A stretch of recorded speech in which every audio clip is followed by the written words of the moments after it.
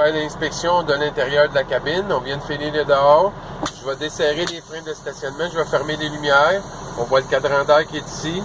Le premier test qu'on fait, on va checker le rendement du compresseur. Ça, c'est pour assurer le bon fonctionnement du frein de service. Je baisse la pression à 80 livres. S'il ne permet pas d'atteindre et de maintenir 90 livres, c'est une défectuosité majeure.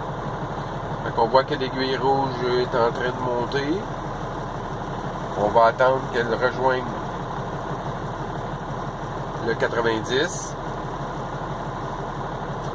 C'est certain que là que ça prend un petit peu de temps, mais ça, c'est la vie. Quand on attend la lumière rouge, là, tu sais, on attend aussi, puis il faut qu'il charge.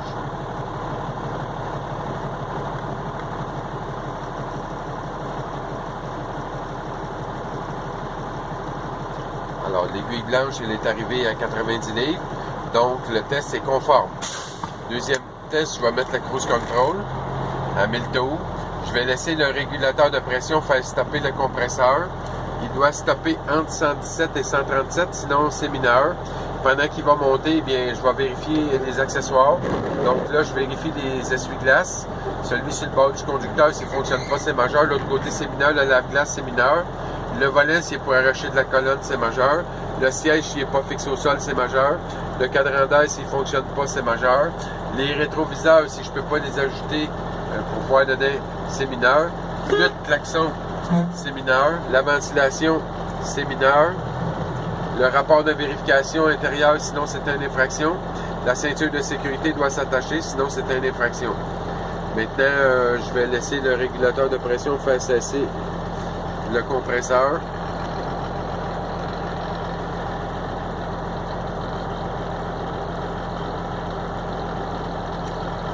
Il va s'arrêter entre 117 et 137. Présentement, il est à 102, 103.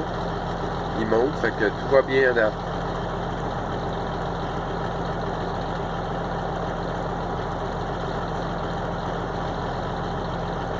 Notez qu'on est en temps réel. Là. Ça prend ça à peu près 3-4 minutes de faire l'intérieur de la cabine.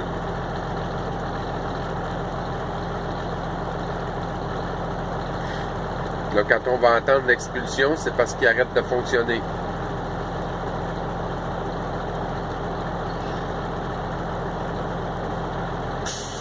Et voilà, il a arrêté de fonctionner à 120. Donc, le compresseur, il devait arrêter entre 117 et 137, il est à 120, donc on est conforme. Là, ce que je vais checker, c'est combien que ça prend d'air quand je freine au fond, avec le frein de service. Je le dois à 20%. Dans le fond, je check la réserve. Si je prends plus que 20%, donc 24 livres, c'est mineur. Présentement, je suis à 103 sur le cadran, donc j'ai pris 17 livres. J'étais en bas du 24, j'avais le doigt à 24. Fait que je suis correct. Maintenant, je vais écouter si j'ai une fuite. Si j'entends une fuite, je dois tenir le frein pendant une minute. Si je perds pendant cette minute-là, entre 4 livres et 7 livres, c'est mineur. Si 7 livres et plus, ça sera majeur. Donc, on voit qu'il n'y a pas de fuite, ça bouge pas. Maintenant, je vais repartir le camion. Là, je vais vérifier le régulateur de pression. Je veux savoir s'il fait partir le compresseur en haut de 80. Donc, je descends l'aiguille à 90. S'il se met en marche à 90, il est en haut de 80. On voit que l'aiguille là, commence à monter.